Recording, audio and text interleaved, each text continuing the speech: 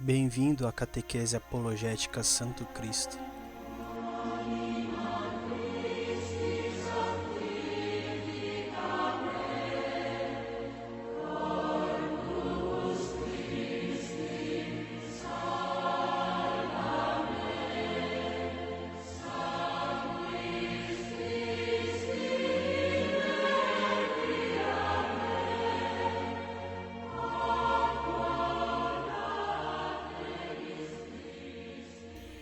Muito bem, estamos na primeira aula de Catequese para Adultos, uma catequese totalmente apologética e profunda e que será exibida aí no formato podcast, um formato totalmente inovador e que está pegando muita força no mercado.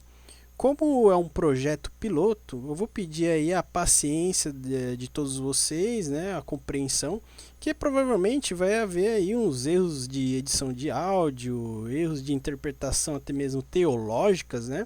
Então por isso que eu vou deixar em aberto os comentários e aguardo o feedback de todos vocês aí. Aceito as críticas, dicas, sugestões e futuramente, se for cabível a correção, eu irei fazer a edição das aulas no andar do curso, né? Então, bora lá!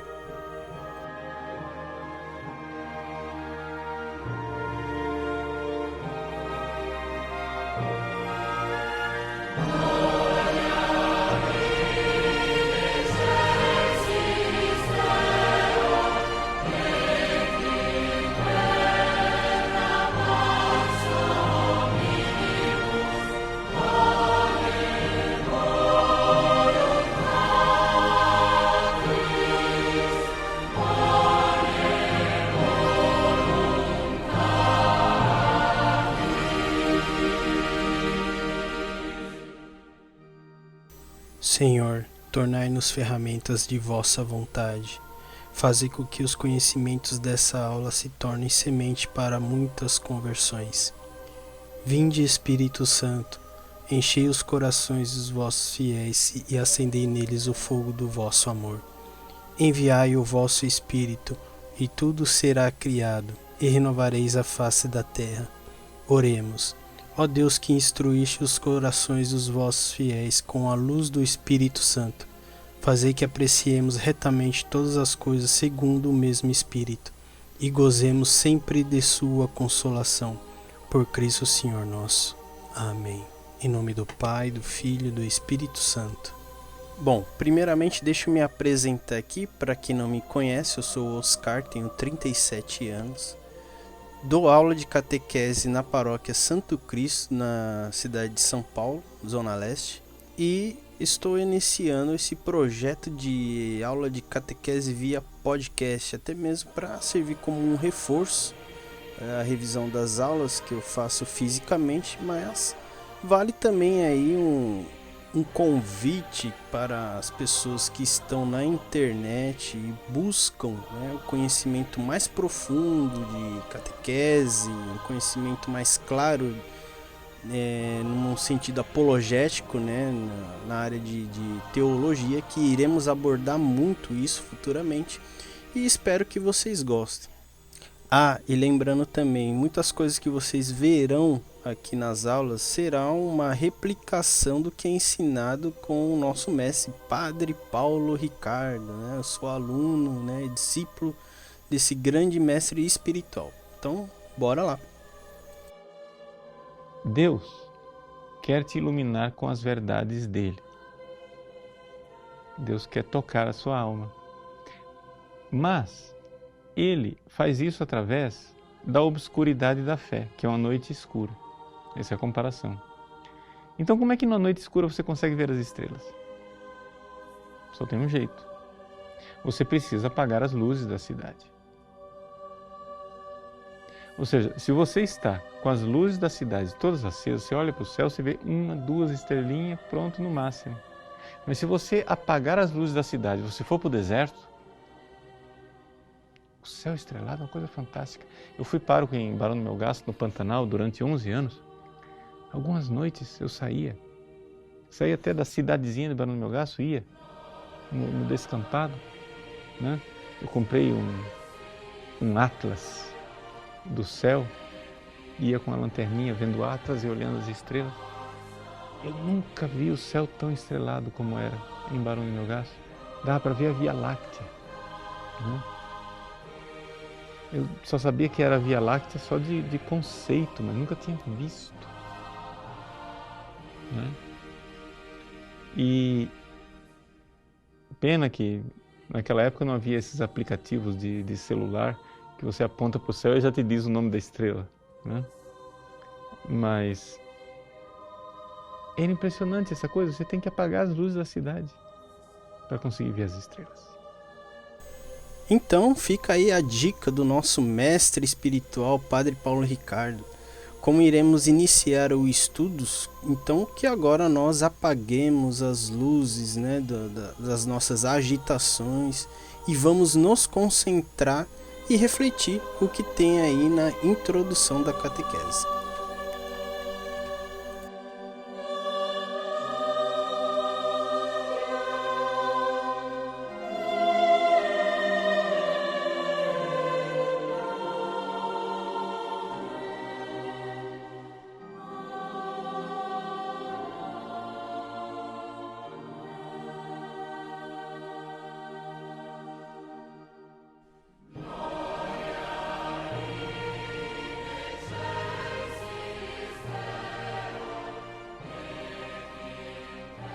Essa é a introdução à catequese. Então, vamos começar com a pergunta mais básica, né, que é o total objetivo do curso de catequese. E qual que é a pergunta? Por que devemos fazer a catequese? Qual a razão ou objetivo de entrar para a Igreja Católica? Parece ser até uma pergunta simples para alguns que até já saibam a resposta, mas para outros é até um grande dilema, né? Na grande maioria das pessoas que terminam a catequese acabam ficando sem saber o real motivo. O que acaba ocasionando um evento que é muito comum hoje em dia, como por exemplo o afastamento gradual da pessoa com o passar do tempo, né? Como também fazemos pouquíssimas práticas religiosas, né? Uma prática que até mesmo quando a pessoa faz, ela é um pouco vazia e sem força, né? Isso só pode ser culpa única, exclusiva da pessoa, então? Teoricamente não, né? Porque é evidente que o defeito está na sua formação catequética. Então, pensando nesse problema que a gente tem hoje, irei apresentar aqui uma catequese profunda e bem objetiva. Portanto, iniciaremos respondendo a pergunta central, né? Que é o mais importante. Qual é o motivo de eu fazer a catequese, hein? Para responder essa pergunta, devemos recordar ou até mesmo conhecer o porquê que Jesus Cristo fundou a igreja, que está descrita lá em Mateus 16:18. Né? Se ele criou a igreja, então é obviamente que tem um motivo. Né? E esse motivo vai responder a pergunta que a gente está fazendo, né? Por que devemos fazer a catequese? Então, começamos lá do início, que é a criação do homem e da mulher. Creio que todos já conhecem a história, né? Os personagens. Lá temos Adão e Eva, Deus e a serpente, né? 3 representações. Quando analisamos esse cenário, lembramos que Adão e Eva representavam, obviamente, que é a humanidade, né? Os seres humanos que foram criados por Deus. Deus ali também participando daquele evento, é o poder divino, criador, né? O poder máximo da criação do universo. E o terceiro elemento é a serpente, né? Mas quem que é a serpente, né? Vai percebendo que quanto mais a gente vai se aprofundando para achar a resposta, né, surgem novas perguntas, né? Por que acontece isso, né? Hoje em dia ninguém se fala mais do famoso demônio, né? Só algumas igrejas protestantes, né, que falam muito do demônio, até fazem até uma falsa interpretação, né? E até mesmo alguns escândalos teológicos, né? Como alguns pastores que fazem até falsificações de exorcismo que são ali claramente falsificados, né? Então, eis aqui uma das lacunas que faltam para entender o porquê de fazer a catequese, né? O personagem principal que contribuiu para a queda da humanidade, né, a perversão ali, a sedução de Adão e Eva, foi o demônio, né, o diabo. A serpente é a figura que representa o primeiro demônio da história de toda o cristianismo, né? Também é o primeiro anjo predileto de Deus, o anjo Lúcifer. Então, aí a serpente, ela, obviamente que ali o nome dela é um nome metafórico, né, para cobra, como traiçoeira, né? Mas ali é o anjo Lúcifer. E antes de entendermos como Lúcifer convenceu Adão e Eva a comerem a maçã, vamos voltar um pouco mais ainda no tempo e refletir o que houve antes da criação do universo e da humanidade, porque esse é o segredinho. Então, bora lá! Muito bem. O número 391 começa assim. Por trás da opção de desobediência dos nossos primeiros pais, há uma voz sedutora que se opõe a Deus e que, por inveja, os fez cair na morte. Vejam só, uma voz sedutora. É aquilo que está narrado no capítulo 3º do livro do Gênesis. Nós não pecamos por iniciativa nossa. Fomos livres ao pecar, mas foi o diabo quem seduziu os nossos primeiros pais. Pois bem, a Escritura e a tradição da Igreja vem nesse ser um anjo destronado, chamado de Satanás ou de Diabo. Essas palavras, Satanás, Diabo, antiga serpente, o dragão, Lúcifer, Beelzebu, etc. Existe essa realidade de que existe um anjo que é o grande responsável por esta queda e depois outros anjos que o seguiram. Mas como é que aconteceu esta queda, esse pecado dos anjos? Não é? A Igreja ensina que ele tinha sido anteriormente um anjo bom criado por Deus. E então, pois o diabo e os outros demônios foram criados por Deus naturalmente bons. Deus criou os anjos e lhes deu hierarquias. Bom, acho que é um conceito básico que todos nós precisamos saber, né? Na criação de Deus, antes da criação do mundo físico, que é o universo, existia um outro universo que é o campo da metafísica. O que é a metafísica? Metafísica é todo o campo invisível que aos olhos humanos a gente não consegue enxergar. É o campo aonde ficam os anjos e Deus. Então, antes mesmo da criação do universo, existia já os anjos e Deus, né? Os anjos, eles ainda não viam Deus face a face. Então, obviamente que nesse período, antes da criação da humanidade, eles tinham um tempo determinado.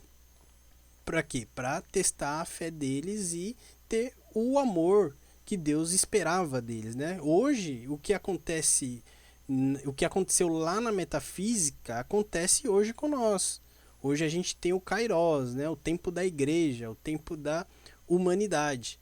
É o tempo estabelecido, que é o que a gente tem que fazer aqui para crescer no amor. Então, Deus ele fez esse tempo para os anjos como uma provação de amor, né?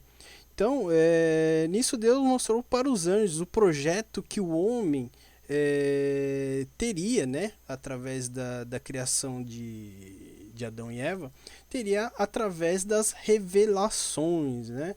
Então, com esse tempo que eles tinham lá com Deus, né, Deus não se mostrava face a face, eles não viam Deus ainda, e eles eram provados a todo instante. E Deus foi revelando aos pouquinhos, olha, eu vou fazer o ser humano, vou fazer o planeta Terra, vou fazer os astros, né, o universo, e vai ter os animais. Então, eles foram tendo ciência de toda aquela parte da criação.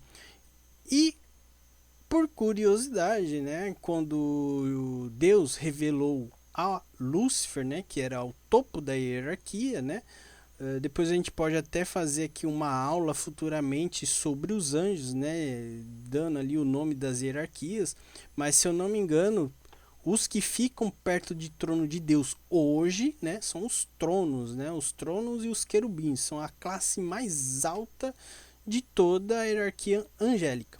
Então, olha só que curioso, né? Lúcifer, que era o topo, era o general de todos, o chefe dos anjos, ele foi receber uma revelação de Deus pessoalmente, né? Deus só foi contar para Lúcifer, que era o quê? Que assim que Deus fosse criar a humanidade, né? O seu filho, que é a segunda pessoa da divindade, que é o nosso Senhor Jesus Cristo, ele já existia, tá? Antes mesmo dele nascer como um ser humano, ele já existia na eternidade. Então, Jesus, ele já estava lá formalizando, né, organizando todo o universo, porque Jesus é o Logos divino, é ele que cria o mundo físico, né? A inteligência divina que cria a ordem cosmológica que funciona aqui, ó, os nossos sistemas, né, que a gente tem sistema digestivo, sistema circulatório, sistema, né, do corpo humano. Isso aí é tudo uma engenhosidade criada por Jesus Cristo. Então, Deus Pai revelou a Lúcifer que o seu filho bem-amado um dia iria se tornar um ser humano. Quando Lúcifer ouviu isso, ele na hora se escandalizou. Ele falou: como pode, né? Como pode Deus se rebaixar tanto a nível de um ser humano, de um ser de barro? Então, isso provavelmente foi o que mais causou a revolta de Lúcifer, e ele, então, vendo ali que Deus estava, sei lá, ele achou que Deus estava louco, não sei, mas ele foi tentar convencer os outros anjos que Deus estava cometendo um erro. Então, ali foi uma pura, a famosa vaidade de Lúcifer, né? Lúcifer, na sua soberba, ele quis convencer os outros anjos e ele conseguiu. Ele levou um terço de toda os anjos, né, que já estavam, que já foram criados por Deus. Ele levou um terço daqueles anjos, né? Um terço dos anjos do céu caiu, né? Foram precipitados. Mas antes dessa queda, né, houve discussões, né? Obviamente que a batalha que há no céu não é uma batalha física, né? Porque anjos não têm corpos. Então, obviamente que a batalha deles ali eram por palavras, né? Palavras mencionadas, eram o que? Um debate. É que nem você, por exemplo, hoje entrar no Facebook e ficar digitando lá no WhatsApp, né?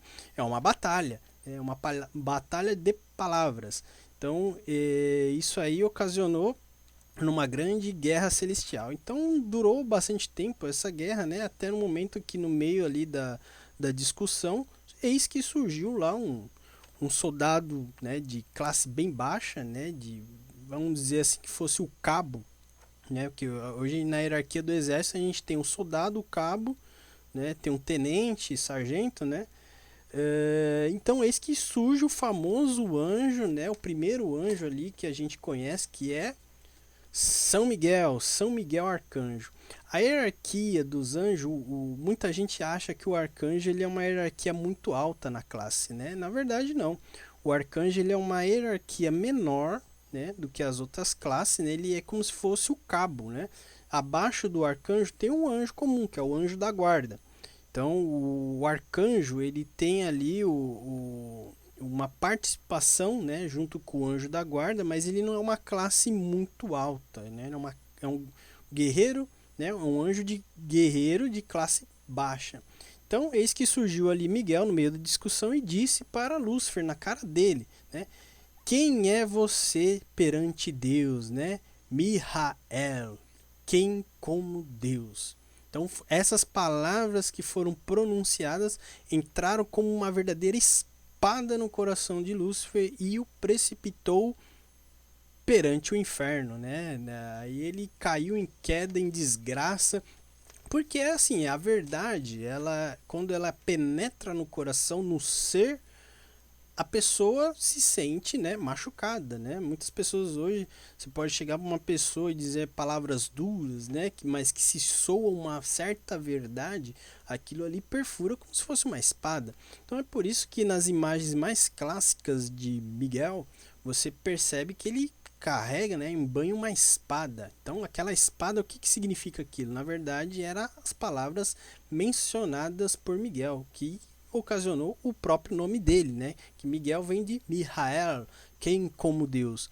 Então, vejamos aí que Lúcifer, após da sua queda, né, do céu, né, assim que ele caiu, Deus separou os anjos que caíram, né, e os que permaneceram no amor, que confiaram em Deus, puderam ver Deus face a face. Então acabou o tempo, então eles estão na felicidade eterna, na vida eterna, na felicidade plena, né?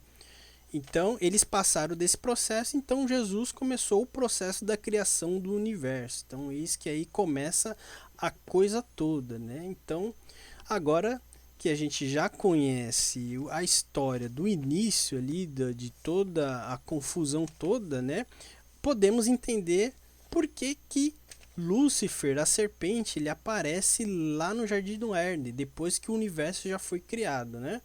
Assim que Lúcifer caiu no inferno, em seguida Deus criou o universo. Então, bora lá para conhecer agora e entender de vez por todas, né? Que muita gente tem muita dúvida, né? Não tem isso claro na cabeça, né? Por que que apareceu a serpente? Da onde veio Lúcifer? Bom, agora a gente já sabe da onde veio Lúcifer. Lúcifer é um demônio, né? Ele perdeu a sua graça, ele era um anjo e foi precipitado no inferno. Então, bora lá.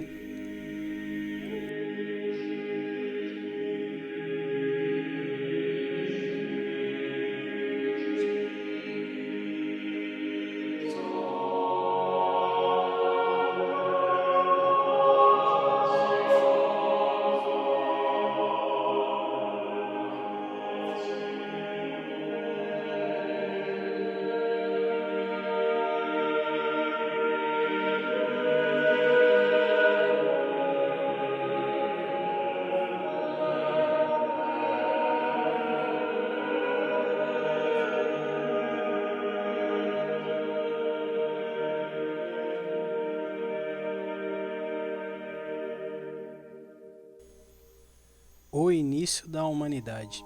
Agora que já podemos entender como foi a criação dos anjos, vamos entender então a criação do universo. No início, na parte de Gênesis, dá para ver que Deus criou ali os planetas, os animais e as plantas, e em seguida criou Adão. E pedindo para Adão não só como observar a realidade que estava à sua volta, como também para cuidá-la, organizá-la e dar alguns nomes, né? Com o passar do tempo, Deus observou que Adão não se sentia muito bem. A própria solidão ocasionava ali um momento de tristeza. Eis então que surge a primeira vez que Deus menciona uma coisa de ruim, né, na Bíblia, né? Quando ele menciona que não é bom que o homem esteja só. Foi a primeira coisa que Deus disse que seria ruim na Bíblia. Então, como que Deus resolveu isso? Ele foi lá, partiu Adão pela metade. Algumas traduções, interpretações falam que é da costela.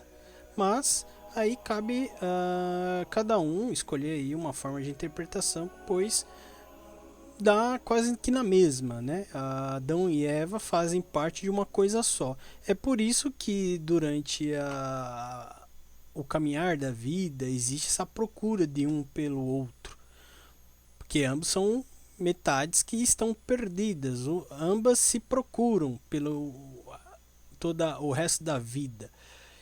Então ali Adão e Eva já estando no paraíso, né, desfrutando da criação, houve ali uma pequena ordem que Deus pediu para eles.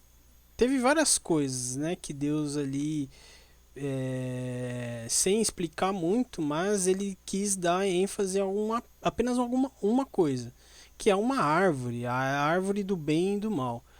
Ele chegou e falou para Adão e Eva: não coma o fruto dessa árvore. Bom, a história a gente já conhece, né? Veio o terceiro personagem, a serpente, que é Lúcifer.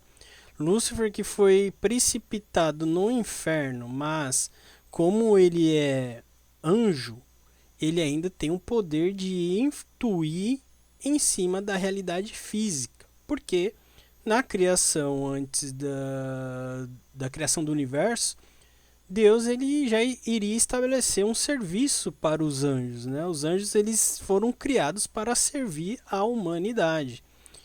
E quando Lúcifer recebeu essas notícias, né, não só de como Deus iria se tornar um ser humano, como também não aceitou a ideia de ter que servir um ser de barro. Ele que é um ser todo iluminado. Então ele já planejou de fazer a sabotagem. Ele sabia que se a Eva e o Adão comessem o fruto do bem e do mal, eles perderiam o quê? A inocência. Então foi aí que, a partir do momento que eles comem a maçã, eles começam a conhecer a parte da maldade, se instalou na natureza o pecado original, que é a maldade intrínseca, que acabamos herdando aí por uma linhagem sanguínea, biológica. É um distúrbio. Quando mencionamos o pecado original, ele é como se fosse, por exemplo, nós podemos enxergar como se fôssemos uma linha de montagem de carro, né? A cada ser humano que vai nascendo é um carro diferente, mas com a mesma estrutura de montagem. Vamos supor que esse carro, ele nessa linha de montagem, acabe faltando um parafuso. Toda a estrutura de montagem, ele vai obedecendo a anterior. Então, todos aqueles carros que foram fabricados a partir da modificação da linha de montagem, todos eles vão ficar com um parafuso faltando.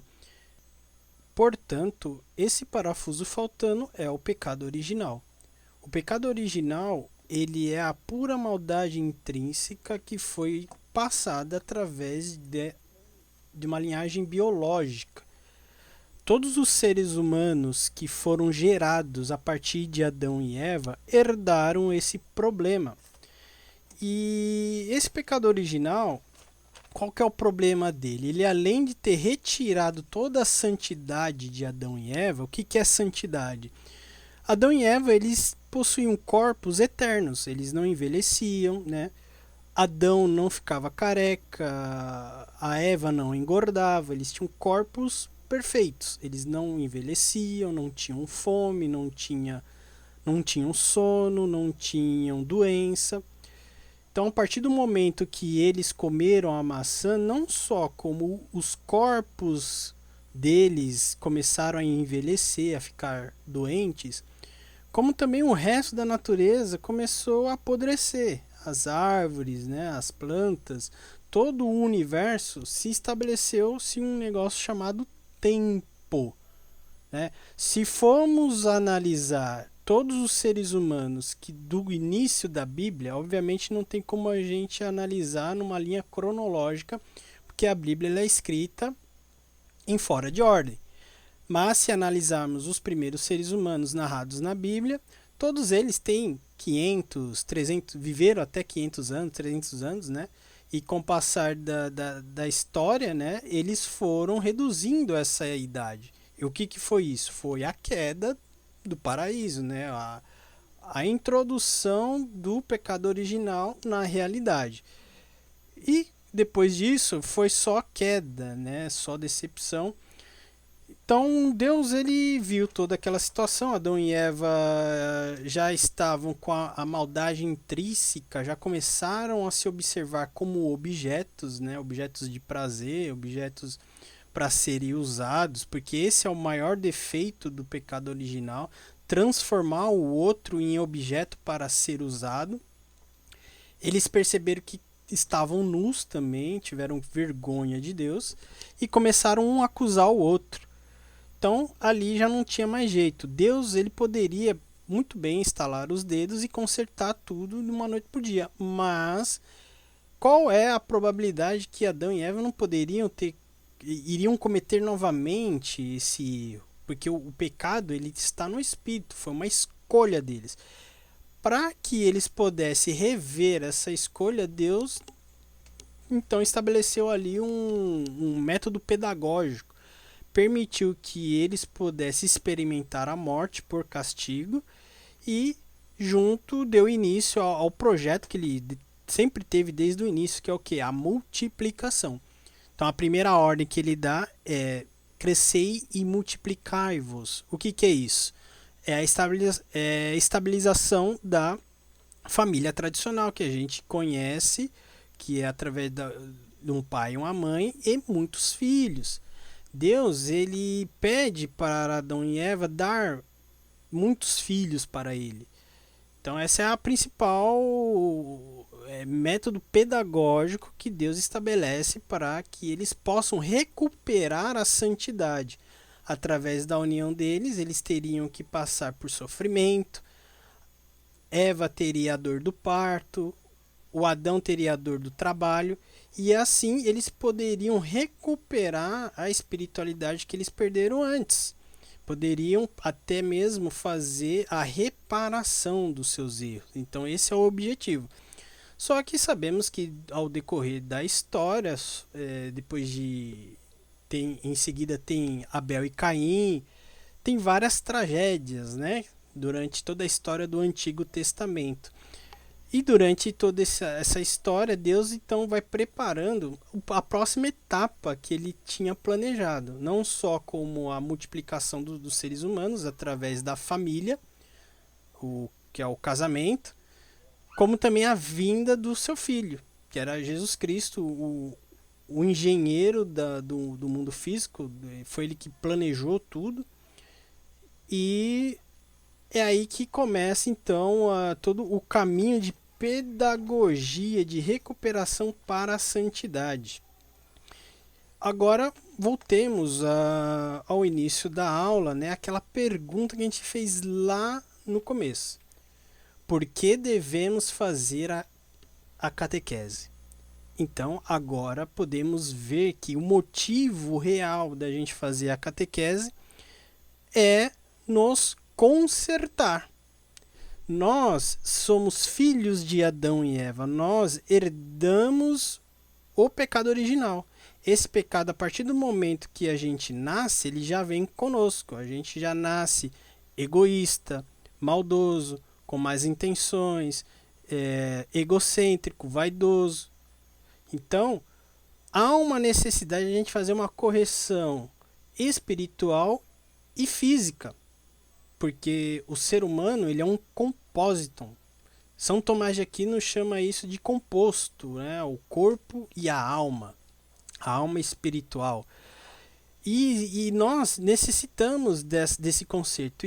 E como agora vem a próxima pergunta: como iremos fazer esse conserto?